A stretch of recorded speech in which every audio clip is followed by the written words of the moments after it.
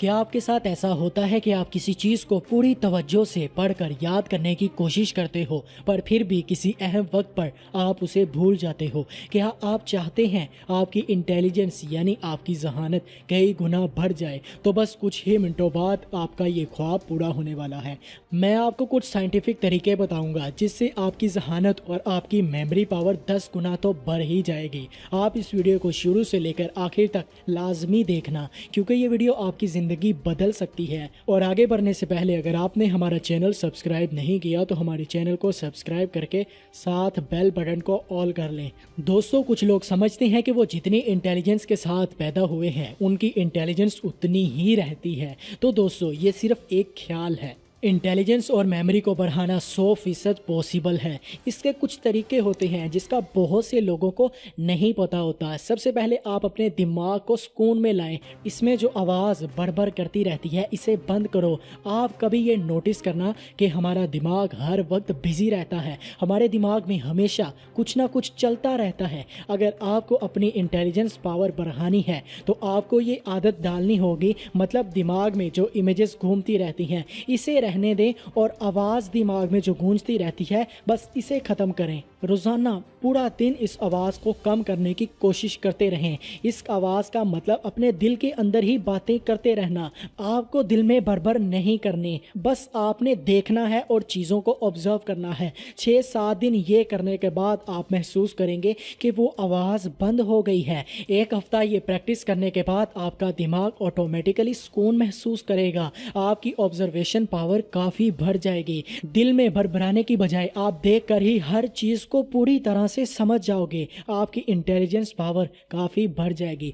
दोस्तों, किसी average student और जीनियस स्टूडेंट में ये एक बहुत बड़ा फ़र्क होता है। जीनियस के दिमाग में ये बड़बड़ नहीं चल रही होती। जीनियस स्टूडेंट का दिमाग हमेशा पुरस्कून रहता है। जब आपका दिमाग सुकून में रहेगा तो वो ज़्यादा एफिशिएंटली काम करेगा और किसी भी मैथ की इक्वेशन या कोई भी चीज़ आपको बहुत जल्दी समझ में आएगी। आपको अंदाज़ा भी नहीं है कि जो तरीका मैंने आपको बताया है उसे आप प्रैक्टिस करेंगे तो आपकी चीज़ों को समझने की पावर बहुत ज़्यादा बढ़ जाएगी। आप अपना मैक्सिमम पोटेंशियल यूज़ कर पाओगे। दिल में जो भी बातें बोलते रहते हो उन आवाज़ों को बंद करने की प्रैक्टिस करो और बस चीजों को ऑब्जर्व करने की कोशिश करो। और इसके साथ साथ आप ये भी चाहते हैं कि आपकी मेमोरी पावर बढ़ जाए, यानी किसी भी चीज को याद रखने की पावर बढ़ जाए, तो आगे गौर से सुनो। किसी भी चीज को हम 5 सेंसेस से याद रख पाते हैं। इन 5 सेंसेस में नंबर 1 पर है विजुअल, यानी किसी भी चीज को देखकर याद करने को हम विजुअल लर्निंग कहते हैं। जैसे रोड पर आपने एक हैवी बाइक को देखा और आपने उसको याद रखा, उसकी इमेज को आपने अपने दिमाग में बिठा लिया, इसका मतलब आपने विजुअल लर्निंग की है।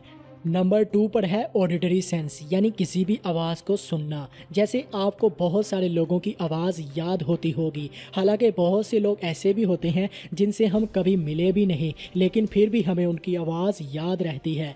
हम समझ जाते हैं कि हाँ, ये वही शख्स है। नंबर 3 पर है ऑल्फैक्टरी सेंस, किसी भी महक या खुशबू को सूंघना। आपको अपने आसपास बहुत सारी चीज़ों की स्मेल याद रहती होगी। आप बिना देखे भी बता सकते हैं कि ये किस चीज़ की स्मेल है। जैसे काफ़ी परफ्यूम्स की खुशबू आपको बहुत अच्छी लगती है और वो आपको याद भी रहती है। इसे ओल्फैक्टरी सेंस कहते हैं। नंबर 4 टेस्ट, आपके फेवरेट खाने का टेस्ट आपको याद होगा, इसीलिए तो वो खाना आपका फेवरेट है। तो ये है टेस्ट की मेमोरी। नंबर 5 पर है फीलिंग मेमोरी, किसी गर्म तवे पर हाथ रखना कैसा लगता है आपको पता ही होगा। तो किसी भी चीज़ को आप देखते हो, सूंघते हो, सुनते हो या फिर फील करते हो, तब वो चीज़ें एज अ मेमोरी आपके दिमाग में स्टोर हो जाती हैं। फॉर एग्जाम्पल, आपका ब्रेन एक कंप्यूटर जैसा है, इसमें बहुत सारा डाटा स्टोर रहता है और आप किसी कंप्यूटर से कम नहीं हो, क्योंकि इंसानों ने ही इस कंप्यूटर को बनाया है। लेकिन हमें ये कंप्यूटर बहुत तेज़ लगता है, पर इससे भी बहुत ज़्यादा तेज़ हमारा दिमाग है।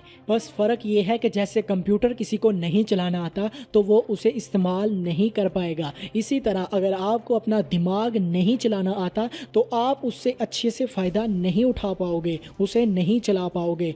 हम गलती ये करते हैं कि किसी चीज़ को अच्छे तरीके से याद करने की टेक्निक्स को यूज़ ही नहीं करते। टिपिकली हम रट्टा मारते हैं। फॉर एग्जांपल हमने एक ऐसे याद करना है तो नॉर्मली आप उसको इस तरह याद करते हैं कि उसे बार बार बोलकर पढ़ते रहते हैं, यानी रट्टा लगाते हैं। दरअसल इस तरह याद तो हो जाता है पर यह बहुत ही कमज़ोर तरीका है और ज़रूरत के वक्त हम उसे भूल जाते हैं और इस तरह आप सिर्फ ऑडिटरी सेंस का इस्तेमाल करते हैं, दूसरी सेंसेस को इस्तेमाल नहीं करते। दोस्तों, हमें 5 सेंस मिले हुए हैं तो उनमें से सिर्फ एक सेंस का इस्तेमाल ही हम क्यों करते हैं, आपको आइडिया भी नहीं है। अगर आप बाकियों को भी साथ मिलाकर इस्तेमाल करके याद करोगे तो फिर आपको बहुत सालों तक याद रहेगा और ज़रूरत के वक्त या एग्ज़ाम में भी नहीं भूलोगे। और दोस्तों, हमारे दिमाग को यूनिक चीज़ें बहुत पसंद होती हैं। यूनिक मतलब दूसरों से अलग। अगर आप कोई ऐसे याद कर रहे हैं तो उसे यूनिक बनाने की कोशिश करो। जिस तरह का टॉपिक है उसी तरह की एक मूवी बना लो, जहन में वैसे वैसे इमेजिन करते रहो और फिर साथ साथ याद करो। इसके साथ साथ किताब पर देखते रहो और अल्फाजों को कलरफुल मार्कर से हाईलाइट करो, साथ साथ बोल कर भी पढ़ो। इस तरह आप याद करेंगे तो मैं गारंटी देता हूँ आपको काफ़ी अरसे तक याद रहेगा, आपको पढ़ने में भी मज़ा आएगा। कुछ लोगों के साथ एक ये भी मसला है कि वो इन टेक्निक्स को इस्तेमाल करके याद कर लेते हैं, लेकिन फिर आप सही टाइम पर उसे रिकॉल कर पाते हो कि नहीं, ये आपके स्टेट ऑफ माइंड पर डिपेंड करता है। जैसे आप एग्जाम्स के लिए किसी चीज़ को अच्छे तरीके से याद करते हैं और याद करके उसे लिखते भी हैं और फिर जब एग्ज़ाम में उसे लिखने लगते हैं तो अचानक से वो चीज़ आपको भूल जाती है। ऐसा नहीं है कि वो चीज़ आपकी मेमोरी में नहीं है, बल्कि वो आपके दिमाग में ही स्टोर है, लेकिन आपके स्टेट ऑफ माइंड में फ़र्क आ जाता है। आपके एग्ज़ाम का डर आपके ऊपर हावी हो जाता है, इसी डर में आप बहुत कुछ भूल जाते हो। तो अगर आप चाहते हैं कि आप सही टाइम पर रिकॉल कर पाएं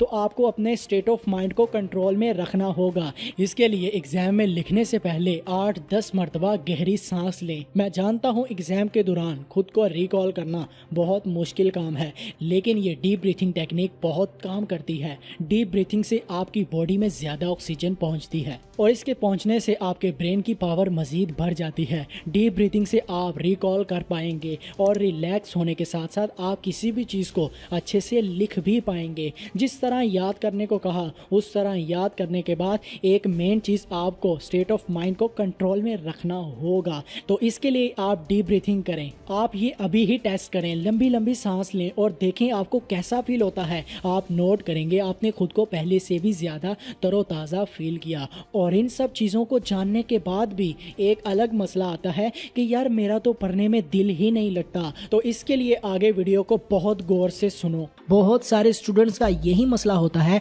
कि उनका पढ़ाई में दिल ही नहीं लगता। वो पढ़ने बैठते ही हैं तो उनको थोड़ी ही देर में नींद आने लगती है। क्या कभी आपने सोचा है कि आखिर ऐसा होता क्यों है? अगर आप इसके पीछे की असल वजह जान जाए तो आपको इस मसले का हल भी मिल जाएगा। पढ़ाई में दिल ना लगने की सबसे बड़ी वजह है हमारे दिमाग की प्रोग्रामिंग। हमारा दिमाग पढ़ाई करने के लिए प्रोग्राम्ड ही नहीं है। अब हमारे दिमाग की प्रोग्रामिंग एंटरटेनमेंट के लिए और इंजॉयमेंट के लिए हो चुकी है। इसलिए जब भी आप ऐसा काम करते हैं जिसमें एंटरटेनमेंट हो, इंजॉयमेंट हो, गेम्स खेलते हैं, दोस्तों साथ घूमते हैं, मूवीज देखते हैं, मोबाइल चलाते हैं, तो आपको कभी नींद नहीं आती। इस तरह के कामों को करते वक्त रात भर तक नींद नहीं आती। लेकिन जब बात पढ़ाई की आती है तो 10 से 15 मिनट में ही हमें नींद आने लगती है। मैं आपको ऐसे ही कोई बातें या ऐसे ही कोई टिप्स नहीं देने वाला, बल्कि मैं आपको एक साइंटिफिक तरीका बताऊंगा जिससे आपको अपने दिमाग की प्रोग्रामिंग को बदलना है।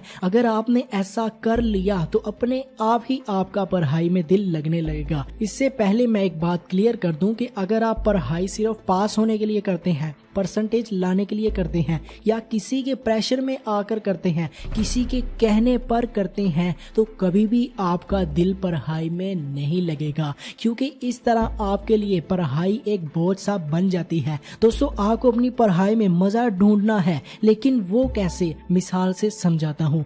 देखें, अगर आपके पास खाने के लिए काफी ऑप्शंस हैं, काफी कुछ आपके पास पड़ा है, उनमें से कुछ चीजें आपके पसंद की हैं लेकिन वो अनहेल्दी हैं और उसी के साथ कुछ हेल्दी चीजें भी रखी हुई हैं, लेकिन वो आपको बिल्कुल भी पसंद नहीं है। तो क्या आप उनको खाना पसंद करेंगे? जी नहीं, आप वही खाएंगे जो आपको पसंद है, चाहे वो अनहेल्दी ही क्यों ना हो। लेकिन अगर आपके पास खाने के लिए ऐसी ऑप्शंस ही नहीं है, सिर्फ हेल्दी फूड हो और आपको बहुत ज्यादा भूख लगी हो, तब आपको मजबूरी में ही सही लेकिन वो हेल्दी फूड ही खाना पड़ेगा जो आपको बिल्कुल भी पसंद नहीं है, क्योंकि आपके पास और कोई ऑप्शंस ही नहीं है। लेकिन यकीन मानिए, जब आप ये खाना शुरू करेंगे तो आपको ये भी अच्छा लगने लगेगा, क्योंकि एक तो आपको बहुत ज्यादा भूख लगी है और दूसरा आपके पास कोई ऑप्शंस भी नहीं है। ठीक ऐसे ही हमें पढ़ाई के साथ करना है। आज के बाद जब भी आप पढ़ाई करने लगे तो एक अलग जगह पर कमरे में अकेले बैठें। ना आपके पास मोबाइल होना चाहिए, ना ही कमरे में टीवी ऑन होना चाहिए। मोबाइल को साइलेंट लगाकर दूसरे कमरे में छोड़ आएं और भूल जाएं। ऐसा इसलिए करना है क्योंकि आपका दिमाग इस वक्त एंटरटेनमेंट के लिए प्रोग्राम हो चुका है। वो पढ़ाई के दौरान आपको बार बार सिग्नल भेजेगा कि थोड़ी देर मोबाइल चला लो, थोड़ी देर ये कर लो, वो कर लो, लेकिन आपको अपने दिमाग की नहीं सुननी। आपके पास एंटरटेनमेंट की कोई ऑप्शन उस रूम में नहीं होनी चाहिए। जब आप ऐसा करोगे तो आपका दिमाग एंटरटेनमेंट के लिए कोई ना कोई ऑप्शन ढूंढेगा, लेकिन जब आपके करीब कोई ऐसी वैसी चीज ही ना हो, कोई ऐसी ऑप्शन ही ना हो, तो उसे सिर्फ किताबें ही नजर आएंगी। वो उसी में मजा ढूंढने लगेगा। शुरू के दिनों में आपको बहुत ज्यादा मुश्किल होगी, लेकिन ये कुछ दिन बस मुश्किल में ही सही ऐसा कर लोगे तो आहिस्ता आहिस्ता आपके दिमाग को पढ़ाई में ही मजा आने लगेगा। 21 डेज प्रोग्रामिंग का नाम तो आपने सुना ही होगा। किसी भी चीज को, किसी भी काम को अगर 21 दिन तक किया जाए तो वो काम हमारी एक आदत बन जाता है,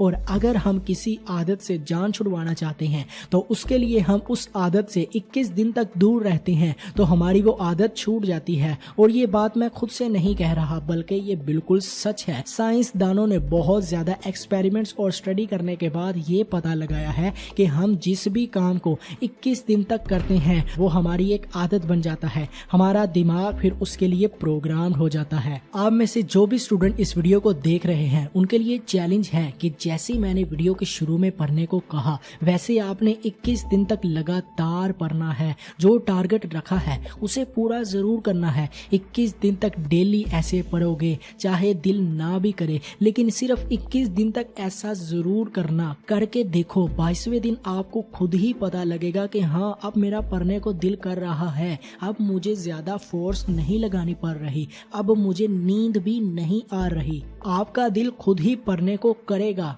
आपका दिमाग स्टडी के लिए प्रोग्राम हो जाएगा। मुश्किल बात यह है कि बहुत से लोग 21 दिन तक ऐसा नहीं कर पाते, ये चैलेंज कंप्लीट ही नहीं कर सकते। लेकिन आप खुद पर भरोसा रखिएगा और सिर्फ 21 दिन का ये चैलेंज ज़रूर पूरा करिएगा। जो चीज़ हमें बहुत बुरी लगती है वही चीज़ बहुत लोगों को अच्छी भी लगती है। सारा खेल दिमाग का है, सारा खेल दिमाग की प्रोग्रामिंग का है। तो ये जो चैलेंज मैंने बताया इसे पूरा करें और दिमाग को पढ़ाई के लिए प्रोग्राम कर लें। क्या आपको ये चैलेंज मंजूर है? कमेंट में बताएं और इस वीडियो को लाइक करके अपने दोस्तों के साथ व्हाट्सएप, फेसबुक पर ग्रुप्स में ज्यादा से ज्यादा शेयर करें ताकि लोग इससे फायदा उठा सकें। और अगर आपने अभी तक हमारे चैनल को सब्सक्राइब नहीं किया तो हमारे चैनल को सब्सक्राइब कर लें। अल्लाह हाफिज, मिलते हैं एक नए वीडियो के साथ।